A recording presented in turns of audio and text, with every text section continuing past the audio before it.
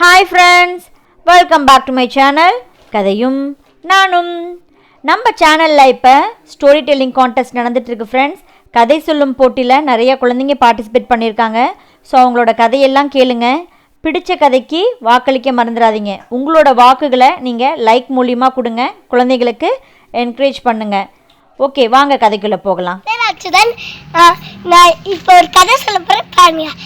ஒரு ஊரில் ஒரு காக்கா இருந்துச்சா. அந்த காக்கா இன்னொரு ஊருக்கு போகணுன்னு ஆசைப்பட்டுச்சா.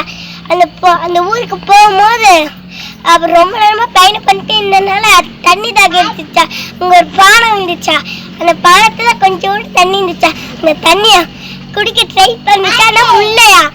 அதுக்கப்புறம் அங்கே நிறைய கல்லுகள் இருந்துச்சா. அந்த கல்லுகளை அந்த பானைக்குள்ளே போட்டு அதை அப்படியே குடிச்சிருச்சா. அதுக்கு தான் நம்ம புத்திசாலியே